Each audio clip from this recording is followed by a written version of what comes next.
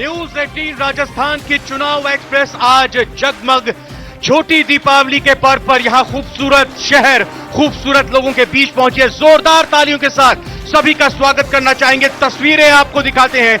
News 18 चुनाव express का आज का यह कार्यक्रम आना सागर झील के किनारे आयोजित हो रहा है और न्यूज 18 राजस्थान की टीम ने इससे पहले भी अजमेर में आकर एक कार्यक्रम किया और अजमेर के लोगों की बातें यहां राजस्थान में सरकार को सुनाई, विपक्ष को सुनाई जो सरकार बनाने का दावा कर रही है। और आज एक बार फिर जनता की डिमांड पर हम फिर पहुंचे हैं अजमेर के इस धरती पर। बहुत बहुत स्वागत मैं रविंद्र सिंह आप सभी का करता हूं। 8 विधानसभा सीटें जिनमें 5 पर बीजेपी काबिज और इसके अलावा 2 सीटों पर कांग्रेस और 1 सीट पर निर्दलीय यहां पर उम्मीदवार जीत कर आए हैं। तो मैं स्वागत करना चाहूंगा बिना वक्त गंवाए 3 खास मेहमानों का मेरे साथ। विजय जैन जी, कांग्रेस शहर अध्यक्ष, बहुत बहुत स्वागत विजय जैन जी का तालियों के साथ। मेरे साथ मौजूद हैं नीरज जैन जी, उप महापौर बीजेपी, बहुत बहुत स्वागत नीरज जैन जी का भी।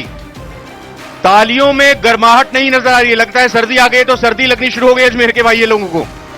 ज्ञान सरस्वती निर्दलीय उम्मीदवार बीजेपी से और तालियों की गड़गड़ाहट का मतलब यह है कि बताना जरूरी है इनके परिचय के बारे में कि नीरज जैन जी बीजेपी से लंबे सालों से जुड़े रहे और नाराज होकर ये जानेंगे इनसे नाराजगी किस बात के, नाराज होकर ये निर्दलीय प्रत्याशी बने और नामांकन वापस नहीं लिया। एक पहचान और इनकी कि 3 बार ये पार्षद रहे हैं लगातार और तीनों ही बार ये राजस्थान में रिकॉर्ड मतों से जीत के आए हैं।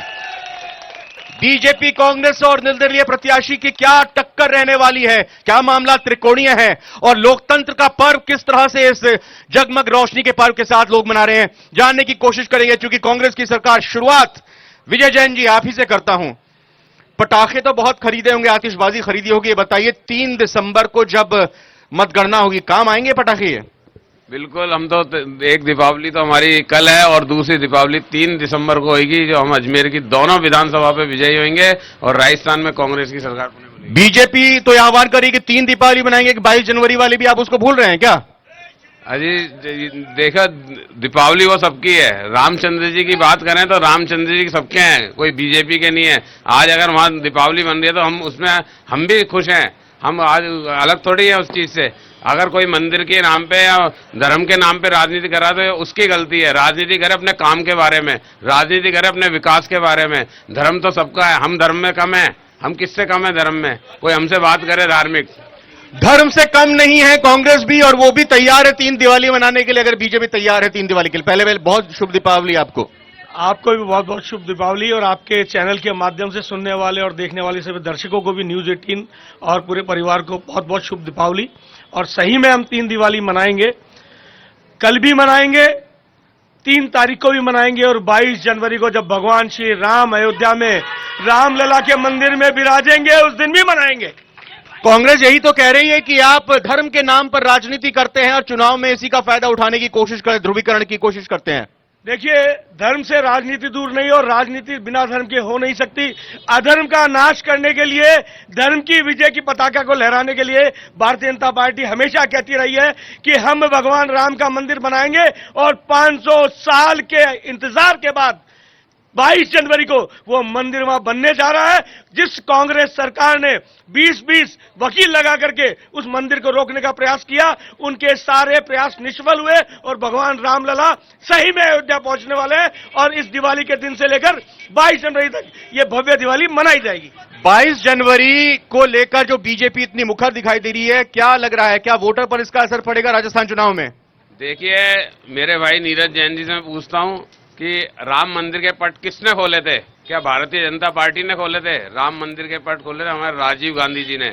अगर बात करें इस चीज की तो जिसने पट खोले तो उसकी भावना कैसी होगी? सब धर्मों को साथ लेके चलने की जिसकी भावना हो, देश में धर्म के नाम पे भाई को भाई से लड़ाने का या एक दूसरे में विद्रोह कराने का काम कांग्रेस पार्टी का नहीं है। भारतीय नहीं, बीजेपी तो कहती है ना कि तुष्टीकरण की राजनीति की गई और अगर यहां पर राजस्थान की बात की जाए जुलूस नहीं निकाले गए और पीएफआई को तो जुलूस निकालने की इजाजत दे दी गई, कन्हैयालाल का मर्डर हुआ, इसी तरह के कई आरोप यहां पर लगाए जा रहे जो केंद्रीय नेता और राज्य के नेता यहां घूम रहे हैं चुनाव प्रचार में। देखिए, भारतीय जनता पार्टी का काम हमेशा आरोप लगाना है। जहां बात कर रहे हैं हम कि धार्मिक आयोजन की, तो धार्मिक आयोजन पे अगर रोक है तो वो सबके लिए है।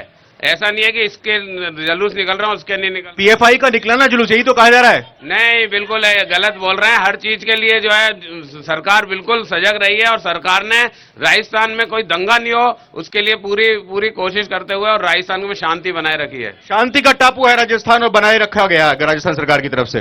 तभी कन्हैया लाल का मर्डर होता है, सर्तन से जुदा के नारे राजस्थान में और अजमेर में लगते हैं, और तभी रामनवमी के जुलूसों को रोक दिया जाता है और ईद के माइक शहर भर में लगा दिए जाते हैं। ये तुष्टीकरण है राजस्थान सरकार का। सालासर पे भगवान राम का गेट तोड़ दिया जाता है, हनुमान जी की मूर्ति गिरा दी जाती है, करौली में मंदिर तोड़ दिया जाता है, और ये तुष्टीकरण की बात करते हैं कि हम दंगा नहीं होने देना चाहते थे। अरे पीएफआई की रैली होगी तो दंगा नहीं होगा, लेकिन रामनवमी का जुलूस निकलेगा, भगवा पताका लहराएगी तो दंगा होगा। ये है राजस्थान की गहलोत सरकार की तुष्टीकरण की नीति। जोधपुर के अंदर अगर भगवा लगा है उसको उतार के तोड़ने वाले और उस भगवा को लगाने वालों को मारपीट करके जेल में बंद कर दिया जाता है और उन दंगाइयों को रातों रात जमानत दे दी जाती है। यह है राजस्थान के तुष्टीकरण की नीति, और उस तुष्टीकरण के खिलाफ राजस्थान की जनता 3 तारीख को रिजल्ट देगी, 22 जनवरी को इसका जवाब देगी, और ये 25 नवंबर को वोटों के रूप में इस सरकार को उखाड़ फेंकेगी। ज्ञान सारस्वत जी, एक तरफ तुष्टीकरण है, एक तरफ ध्रुवीकरण है, किनारे में रहकर क्या कश्ती कार लगा देंगे? ये बताइए पहले कि नामांकन वापस क्यों नहीं लिया, बीजेपी से नाराज क्यों हो गए? क्या वजह है, क्या कारण है? चुनाव लड़ने की इतनी जिद है? मैं आपको पहले तो ये बताऊंगा, दिवाली की बात आपने दोनों पक्षों से करी, मेरी दिवाली की बात नहीं कही। मैं तीनों दिवाली मनाऊंगा, और तीसरी दिवाली ज्यादा जोर शोर से इसलिए मनाऊंगा कि मैंने दोनों बार कार सेवा में गया हूं, गिरफ्तारी दी है, तो तीनों दिवाली मनाऊंगा, और आखिरी वाली दिवाली मैं जोर शोर से मनाऊंगा। और ये तो दिवाली की मेरी बात है। किसकी जीत के जश्न में मनाएंगे दिवाली?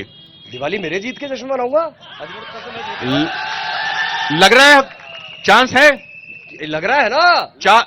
4 बार से बीजेपी यहां पर जीती है। वासुदेव देवनानी जी जीते हैं, बच्चा जब पैदा हुआ उसके बाद वोटर बन गया, 20 साल से जीतते आ रहे हैं वासुदेव देवनानी जी। उनसे इतनी नाराजगी है कि बीजेपी से नाराजगी है? देखिए साहब, मैंने तो मेरी नाराजगी बीजेपी से है ना वासुदेव जी से है। वासुदेव जी पहले भी आदरणीय थे, आज भी आदरणीय, आगे भी आदरणीय रहेंगे। बीजेपी की विचारधारा मेरी विचारधारा है, वो कोई नहीं बदल सकता है। मैं एक पार्षद कार्यकाल में निर्दलीय रहा था, लेकिन मेरी सदन में अलग कुर्सी लगती थी, मेरा अपना स्थान लगता था। मेरी विचारधारा को कोई नहीं बदल सकता है। नाराजगी नहीं रही। अजमेर के विकास के मुद्दे को लेकर कहीं ना कहीं मेरा अजमेर पिछड़ रहा है, उनको लेकर आगे आने का प्रयास किया है, और मैं चुनाव नहीं लड़। तो ये 20 साल बाद याद आया ज्ञान सरस्वती को, ज्ञान आया कि मेरा अजमेर पिछड़ रहा है और अब चुनाव के वक्त में मैं चलो टिकट ले लूं यहां पे। अच्छा देखिए साहब, हर आदमी, आप जैसा कह रहे थे कि शिशु होता है और वोटर बनता है, तो हो सकता है कि पिछले 5-10 साल में मेरा शिशु काल हो। मैं राजनीति के अंदर आगे बढ़ रहा हूं, मैंने काम करके दिखाया है। मैंने वार्ड नंबर 2 और 3, 4 में, अभी आप भी ने कहा था कि राजस्थान के सर्वाधिक मतों से जीते हैं, तो काम करके दिखाया है, और उसी काम के दम पर एक बड़ा तबका, बड़ा समाज का तबका मुझे आगे लेके आया है, और वो जिता के लाएगा। अच्छा, जिता के लाएगा। तो फिर अगर बीजेपी या कांग्रेस कुछ सीटों की जरूरत पड़ गई तो फिर निर्दलीय की भूमिका में बीजेपी या कांग्रेस के साथ फिर मोल भाव करेंगे, ये अभी से तय है? मोल भाव करता तो 2010 में मेरे को डिप्टी मेयर का पद मिल रहा था, एक रकम का भी ऑफर था। और कहीं न कहीं आप अभी कह रहे थे कि ऐसी कौन सी लालसा थी, या बैठे नहीं चुनाव में, तो निश्चित तौर से प्रलोभन तो अभी भी आए होंगे, लेकिन प्रलोभन कभी ज्ञान सारस्वत को नहीं झुका सकता है साहब। कभी पद, लालच और प्रलोभन नहीं झुका सकता है। क्या प्रलोभन आए थे क्या इनको बैठाने के लिए बीजेपी की तरफ से? देखिए, मुझे तो पता, मतलब डर रहे हैं क्या इनसे आप, ज्ञान सारस्वत जी बीजेपी? देखिए, कहां पड़े हैं चक्कर में, कोई नहीं है टक्कर में। भारतीय जनता पार्टी की 2/3 बहुमत के साथ सरकार बनने चाह रही है। हमें न किसी दल की जरूरत है, न निर्दल की जरूरत है। भारतीय जनता पार्टी 2/3 बहुमत के साथ सरकार में आएगी, और इस अजमेर की धरती ने हमेशा कमल खिलाया है। 22 तारीख को भी, 3 तारीख को दिसंबर को जब रिजल्ट आएगा, उस दिन भी कमल खिलाएगा। बीजेपी और बीजेपी से नाराज ज्ञान सारस्वत जी की इस नूरा कुश्ती में क्या लग रहा है कि 4 टेन्योर के बाद, मतलब 4 बार लगातार बीजेपी के विधायक रहे हैं, इस बार शायद किस्मत जाग जाएगी इन दोनों की आपस की नूरा कुश्ती में? इनकी कुश्ती से हमें कोई मतलब नहीं है। हम तो 20 साल का हिसाब मांगते हैं देवनानी जी से कि 20 साल के अंदर अजमेर में देवनानी जी ने या अनिता विजय जी ने कौन सा विकास काम किया है? अजमेर का हाल जो बुरे से बुरा हो सकता था वो हो गया। आज चाहे हम बात करें, बिपरजॉय आया तो अजमेर में बस्तियों के अंदर जो पानी 5-5, 7-7 दिन तक नहीं निकला। आज हम बात करें तो स्मार्ट सिटी के नाम पर जो अजमेर के अंदर इन्होंने लीपा पोती की है वो जग जाहिर है और पूरी अजमेर की जनता जानती है कि 20 साल के अंदर इन्होंने क्या काम किया है। 20 साल के अंदर अजमेर को बेहाल किया है, चाहे पानी की समस्या हो, चाहे हमारे अजमेर के अंदर सड़कों की, नाली की जो भी व्यवस्था हो। 35 साल आज नगर निगम के अंदर भारतीय जनता पार्टी का बोर्ड बने हो गए, आज विकास के नाम पर बिल्कुल जीरो है। आपने बोर्ड की नाकामी बता दी, विधायक की नाकामी बता दी, जरा उपलब्धियां राजस्थान सरकार की अजमेर के लिए वो भी बता दीजिए। राजस्थान की उपलब्धियां जो आपको मालूम है, सरकार ने उपलब्धियां आम आदमी के लिए, अजमेर के लिए भी बता दीजिए। अजमेर के लिए ही हम बात करें तो अजमेर के अंदर आज हमारी करोड़ों रुपए की जो योजनाएं चल रही है, आज हमारे जिस तरह से हमारे अजमेर के अंदर इन्होंने पट्टे वाली बात थी, उस पट्टे को देने के लिए सरकार सजग थी। उस जगह इन्होंने पट्टे नहीं लेने दिए गरीबों के। उस जगह जहां लोगों से ही बात करते हैं कि भाई सरकार ने काम किया कि विधायक जी ने लगातार काम किया या फिर केंद्र सरकार ने काम किया। ये भाई दूर पे खड़े हुए हाथ ही उठाइएगा जिनको सवाल पूछना है। जी पूछिए। देखिए सर, पहली बात में आया जब राम जी की बात चल रही थी, ये कह रहे थे राम मंदिर के कपाट किसने खुलाए, संसद कोर्ट के अंदर हलफनामा किसने दिया कि राम कोई अस्तित्व ही नहीं है। ये कांग्रेस सरकार है जिसने ऐसे कहा था कि राम का कोई अस्तित्व ही नहीं है। दूसरी बात मैं बात करना चाहता हूं, आपने राजस्थान के सरकार की और उसकी उपलब्धियां मांगी, इनसे मैं बताता हूं उपलब्धियां। राजस्थान भ्रष्टाचार में नंबर 1, राजस्थान बलात्कार में नंबर 1, राजस्थान पेपर आउट करने के अंदर नंबर 1। कांग्रेस सरकार ने केवल युवाओं का भविष्य के साथ खिलवाड़ किया है, लाल डायरी के अंदर उसका हिसाब लिखा है। और आज देखिए आप सचिवालय जैसी जगहों पे लोगों में से नोट निकल रहे हैं। इनका सरकार के और विधायक के कामकाज से यहाँ के लोग कितने खुश हैं? सरकार का कामकाज तो यह है साहब, ये तो उन्होंने बता ही दिया, करप्शन और बनारस में तो सुना है खाई के पान बनारस वाला, लेकिन अजमेर में आज पहली बार सुन रहे हैं। क्या बात है। भाई साहब, मेरी ये बहनें बैठी है यहाँ पर, जो इनका घमंडिया गठबंधन बना है कांग्रेस का, और जो कैबिनेट मंत्री है शांति धारीवाल, जो भरी विधानसभा में महिला सांसदों के बीच में ये कहते हैं कि राजस्थान में रेप में नंबर 1 है राजस्थान, और महिला विधायकों के सामने कहते हैं कि क्या करें, हंसते हुए मजाक में, राजस्थान मर्दों का प्रदेश है। तो कहां इनकी सोच गई है। और वही इनका डीएनए गठबंधन, घमंडिया गठबंधन का नीतीश कुमार, जो भद्दे इशारे कर महिला शक्तियों को, जहां एक और मोदी जी 33% आरक्षण देकर महिलाओं को बढ़ावा दे रहे हैं, बेटी बचाओ बेटी पढ़ाओ का अभियान चला रहे हैं, और वहां इनके ये 4-4 बार के मुख्यमंत्री और सीनियर कैबिनेट मंत्री महिलाओं के साथ ऐसी अभद्रता भाषा का। महिलाओं की बात करें, चलिए आराम से पान चबाइए अपना। ये बताए पेपर लीक की बात। हाँ, पेपर लीक में जो है इन्होंने घोषणा करी कि इस साल ये पुरानी वैकेंसी एक भी नहीं गिनाएंगे। इस एक साल में 1 लाख वैकेंसी की घोषणा थी, सिर्फ 800 जो है वैकेंसी आरएस की निकाली है। सीईटी के दोनों पेपर, जिसके सीईटी में दोनों अच्छे नंबर है, एक पेपर नहीं करा सके कंडक्ट, क्योंकि उनको पता था पेपर आउट होगा, आउट होते ही पूरा माहौल बिगड़ेगा। इस पूरी 1 साल में हमारा पूरा 1 साल खत्म हो जाएगा, वो वैलिड नंबर खत्म हो जाएंगे। पूरे साल भर में एक बार भी पेपर नहीं करा पाए। और आरपीसी के अंदर जो भ्रष्टाचार किया, राजनीतिक नियुक्तियां, इनको पूछो कि आरपीसी जो है वो अच्छे लोगों के लिए जगह है कि राजनीतिक नियुक्ति। जाहिर तौर पर युवाओं में नाराजगी है, महिलाओं को लेकर नाराजगी है। थोड़े कुछ सवाल यहां से भी लगूंगा, यहां पे जिन्होंने हाथ रेस किया है, हाथ उठाया, उनसे बात कर दूं। जी साहब, ये सारी बातें अपन बागी कर रहे हैं, लेकिन अपन अजमेर की प्रॉपर की बात नहीं कर रहे। सबसे पहला तो यह है कि 20 साल पहले जब यहाँ देवनानी आए थे तो उन्होंने कहा था 24 घंटे का टैंक बनवाऊंगा, आज तक टैंक नहीं बना। आज 4 बार जीतने के बाद 4 दिन में पानी आता है, और 4 दिन के बाद भी कब आएगा, सुबह आएगा शाम को आएगा, कोई पता नहीं है। तो एक चीज तो ये। दूसरा, हमारे रोजगार के साधन सारे जो भी युवाओं को मिलने चाहिए थे, एचएमटी बंद हो रही, रोडवेज बंद हो गई, जो कि पुराने लोग हमारे यहाँ लेके आए थे, बीके कॉल और ज्वाला प्रसाद, जो स्थानीय नेता थे। हमारा सबसे बड़ा दुख ये, दुर्भाग्य ये अजमेर का, कि यहाँ कोई स्थानीय नेता को ये लोग डेवलप ही नहीं होने देना चाहते। और कुछ सवाल यहाँ अजमेर की समस्या को लेकर। जी सर, मैं फ्यूचर की बात करना चाहता हूँ। ज्ञान जी पार्षद होते हुए विधायकों के काम किए, और विधायक बनकर सांसद के काम होंगे, सांसद के काम होंगे, विधायक बनकर सांसद के काम होंगे। और सवाल किसी का यहाँ पे पीछे है? जी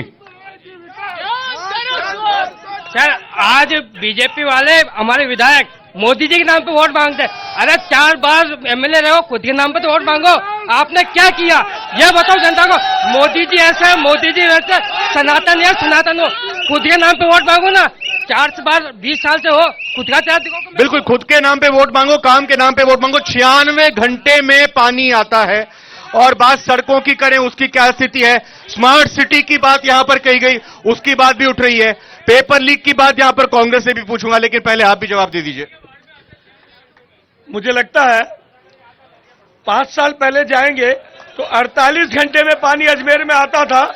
इस 5 साल के कांग्रेस शासन में पानी 72 से 96 घंटे चला गया और लगातार धरना प्रदर्शन करने के ये बीजेपी पर आरोप लगा रहे हैं कि बीजेपी ने 96 घंटे किया, उनके विधायक ने कुछ क्यों नहीं किया। लीजिए 72 से, ये जो भाई आरोप लगा रहे हैं उनको बताऊंगा कि मेरे भाई ज्ञान जी हमारे साथ ही गए थे इस 72 से 96 घंटे कांग्रेस के शासनकाल में पानी आने पर उसका विरोध दर्ज कराने, आंदोलन करने के लिए।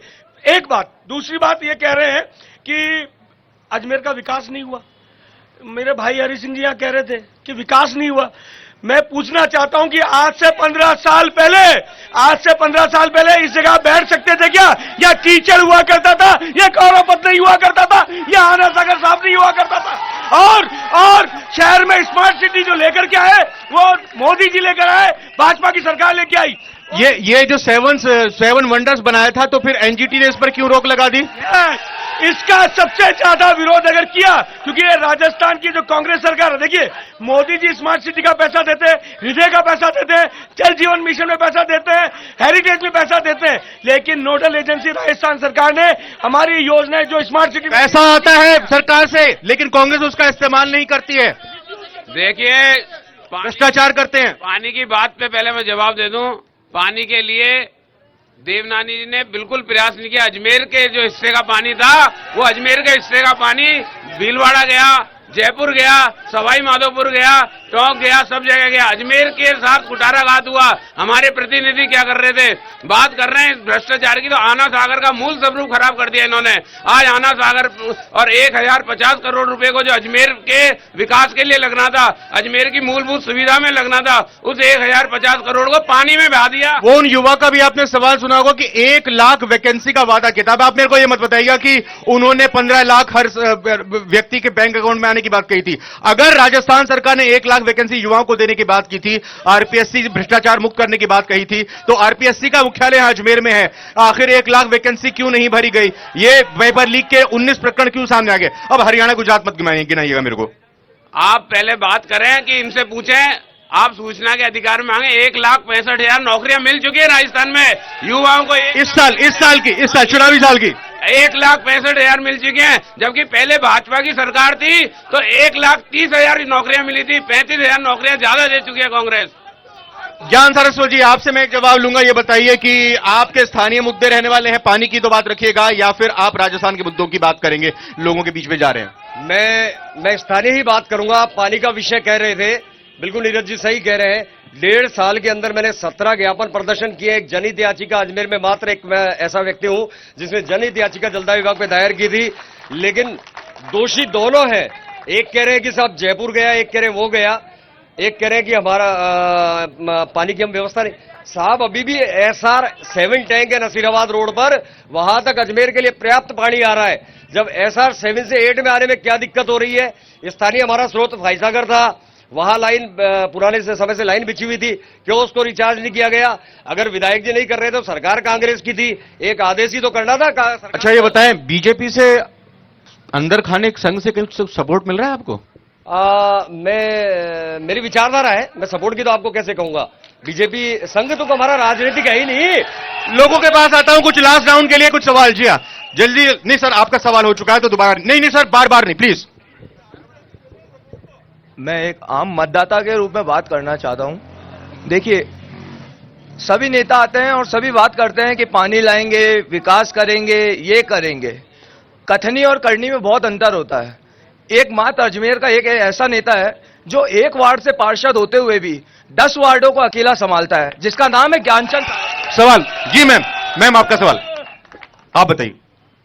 मैं उपमेयर साहब से पूछना चाहूंगा कि स्मार्ट सिटी के अंदर इन्होंने गौरव पथ के बारे में बताया और आना सागर चौपाटी के बारे में बताया, तो आना सागर चौपाटी बनाने की कहाँ जरूरत आ रही थी। और जब एनजीटी ने इसे तोड़ने में लगा दिया, आपने सारा पैसा 1050 करोड़ रुपए आपने खराब कर दिया, जो सड़क बनाने के काम में आ सकता था, नाली बनाने के काम में आ सकता था। आज मेरे डेवलपमेंट जी जी, एक मिनट, इधर भाई साहब के पास आ रहा हूं, जल्दी से बोलिए, जल्दी से। दोनों से सवाल पूछूंगा, कांग्रेस बीजेपी से, कि भाई राजस्थान में मुख्यमंत्री तो राजपूत ही बनेगा, और कन्नी सिंह को इन्होंने एक दिन पोस्टिंग करके दूसरे के मुख्यमंत्री कहता है कि मेरे से बहुत बड़ी गलती हो गई, और अगला लोकसभा चुनाव हम नीरज जैन के लिए लड़ेंगे, और लोकसभा का चुनाव के इनको टिकट दिला के हमारी पूरी। जी, एक सवाल मैं कहूंगा सर कि कांग्रेस पार्टी ने हमारे यहाँ पे काम किया है। राजस्थान के अंदर 750 से लेके 1000 रुपए पेंशन कर दी है, 500 रुपए में सिलेंडर दिया है। ठीक है, सवाल सर, मेरा कांग्रेस से सवाल है कि ये बोलते हैं स्मार्ट सिटी में काम बीजेपी के एमएलओ ने किया। सर, स्मार्ट सिटी में काम बीजेपी के एमएलए नहीं करते, कलेक्टर के पास पावर है, वो कलेक्टर करता है। तो आपने कलेक्टर को सही निर्देश क्यों नहीं दिए कि स्मार्ट सिटी का पैसा सही लगे? भाई साहब, मैं ना साधारण जनमानस से आता हूं। मैं भाई साहब से पूछना चाहूंगा कि उदयपुर में एक घटना हुई कन्हैया लाल जी की मृत्यु की, वहां पे एक संविदा पे नौकरी दी गई उनके बच्चे को।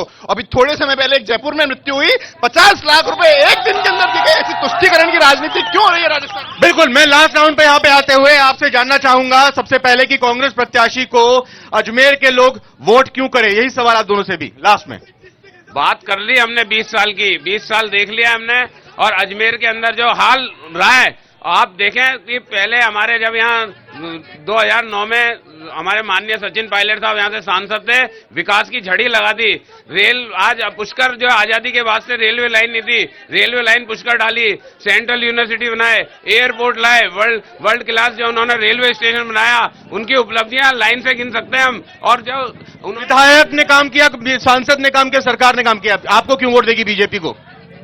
5 साल में राजस्थान को रेपिस्तान बनाया, राजस्थान को अपराधिस्तान बनाया, राजस्थान को बेरोजगारिस्तान बनाया, और ये बात करते हैं अजमेर में ब्लैकमेल कांड हुआ, सर तंसुजुदा के नारे लगे, अजमेर के विकास को ठप किया, स्मार्ट सिटी के पैसे में घोटाला किया, और इस घोटाले को करने वाले इनके बैठे हुए नुमाइंदे थे। इसके खिलाफ अजमेर की जनता वोट करेगी और तुष्टिकरण। ज्ञान जी, आपका क्या मुद्दा रहेगा, बताइए क्यों वोट दें आपको? मैं यही कहूंगा कि जब 12,000 करोड़ रुपए लगाने के बाद में भी हमारा अजमेर प्यासा है, इस नरेंद्र भाई, हमारे प्रधानमंत्री, माननीय प्रधानमंत्री नरेंद्र भाई मोदी जी पूरे भारत में इतना बड़ा बजट कहीं लगता तो उद्घाटन करने जरूर जाते हैं, लेकिन अजमेर के अंदर मोदी जी उद्घाटन करने नहीं आए। कहीं ना कहीं भ्रष्टाचार की बू प्रशासन की ओर से आ रही थी, इसलिए मोदी जी अजमेर नहीं आए। तो जाहिर तौर पर आपने देखा यहाँ पे तीनों ही तरफ से किस तरह की बातें बड़ी यहाँ पर की जा रही है। मनवीर सिंह चुंडावत, मेरे यहाँ के अजमेर संवाददाता सहयोगी को मैं यहाँ एक बार बुलाते हुए उनसे जानने और समझने की कोशिश करूंगा कि आखिर किस तरीके से यहाँ हमने लगातार 2 बार भेंट की। मनवीर, 2 बार हम यहाँ पर अजमेर में आए और लोगों से बात की, आखिर में आप क्या कहें, कैसी रही है बातचीत और मुद्दे कितने उठा पाए हम? देखिए, सबसे महत्वपूर्ण बात होती है कि जब हम विधानसभा चुनाव की बात करते हैं तो मुद्दे स्थानीय होने चाहिए, और सबसे बड़ी बात है कि डायस के ऊपर खड़े हुए नेताओं ने चाहे जो बात की हो, लेकिन ये जो अजमेर की जनता है, जो अजमेर के हितों की बात करती है, उन्होंने स्थानीय मुद्दों को प्रमुखता से उठाने की कोशिश की है। हमने पहले भी कहा था कि आवाज आपकी होगी लेकिन मंच हमारा होगा। कहीं ना कहीं हम सार्थक हुए हैं हमारे इस दावे के साथ। बहुत बहुत धन्यवाद मनवीर, और बहुत बहुत धन्यवाद अजमेर के लोगों का। जाहिर तौर पर 2 बार हम यहाँ पे हैं, कोशिश करेंगे कि एक बार और आए। शुभ दीपावली एक बार फिर से न्यूज़ 18 राजस्थान की तरफ से सभी लोगों को नमस्कार।